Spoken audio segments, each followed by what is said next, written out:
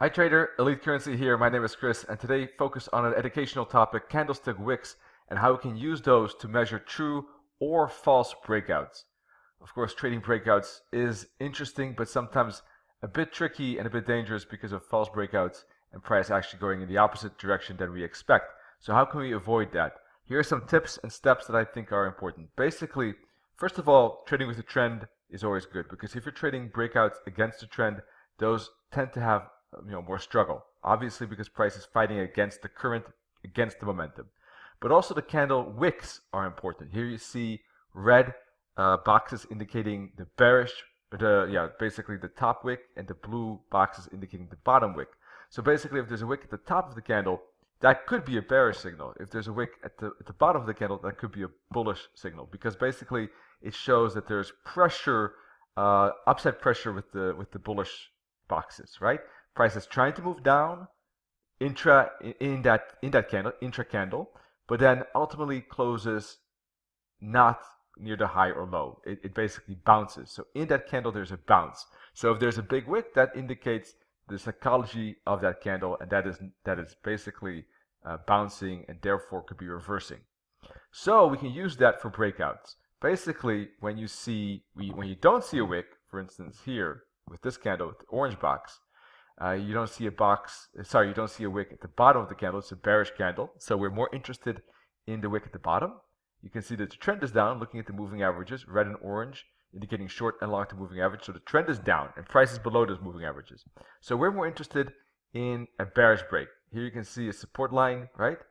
So basically, bearish candle indicating the continuation. So we're not interested in the top wick, but in the bottom wick. And the bottom wick is very small, and that's a good breakout. So good candle size as well. Look at the candle itself, decent size. And also the wick basically is small. So this is a good example of a breakout candle with the trend. Now, basically you could use, of course, breakouts in other cases as well against the trend, but they're a bit more riskier. In any case, it's always good to wait for decision zones. Decision zones could be, for instance, trend lines, like in this image. But it doesn't have to be. It could be fibs, it could be support or resistance, other support or resistance levels like moving averages, like SWOT uses, for instance, moving averages, or Camarilla, CAMACD system from Nenet uses Camarilla pivot points, for instance. Really, it is, decision zones are really support and resistance levels, obviously, but important ones where price will make a decision on the direction it will go. So at these decision zones, we can see breaks, bounces, but also false breaks. And here you see trend lines. I use two purple trend lines for support on the left and resistance on the right. And you see two good breakout candles, a bearish candle breaking through support and a bullish candle breaking above resistance. Good bearish breakout candle and a good bullish breakout candle. So we know that we have to trade with the trend, or at least that's better, or with the momentum at the very least. That's always good. Then we know that we should use support and resistance for decision zones to measure when to take those breakouts. Now let's talk a bit about avoiding false breaks. So I already showed you how candle closes near the low, for instance, or near the high are important. And now you can see an example where price is not closing near the low. This is a wick at the bottom in the orange box in the image, and it shows indecision. And you see indeed price unable to break, not able to break through the purple lines there, both of them, the horizontal and the trend line. And you can see a bigger retracement right here, right, moving up, back to the moving averages. And then still continuing lower, but yes, temporarily a false break, although later on continuing. So by measuring wicks, basically, we can avoid those bad breakouts. I already told you that good candle closes are important. So let's take a look at a few examples. You can see here, that's a good candle, that's a good candle, so those are good breakouts. And here is also a good breakout, right, on the left. But here, the break of the minus 272 target, for instance, with a wick like that, a bit doubtful. It's a weak one, right? It's not a good one, at least. Is it a reversal signal? I don't think so, and I'll explain why in just a second. But first, I want to show you the image on the right here, and you can see that there was a bad breakout at the top here, and then there was a bounce at the decision zone, and then the third moment, there was a breakout. So not always will there be a breakout. Sometimes there are bounces, of course, as indicated in this triangle, and price respected this triangle here, and then broke later on below it. And that was a good breakout candle. So what wick percentage is good for breakouts and what is bad for breakouts, basically.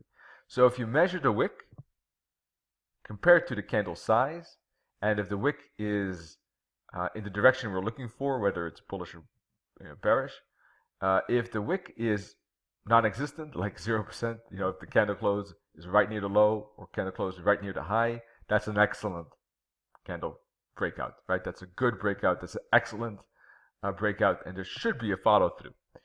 But how about if the wick is a little bit, right? There's a small little wick at the bottom or the top when price is breaking out. 5 to 10% of the candle size is wick. Well, that's very strong too. All right. So anything between 0 and 10 is very strong, and between 10 and 20 is strong, still good, still doable for breakouts. And I would say that anything between 0 and 20% is a good breakout candle that I would like to trade.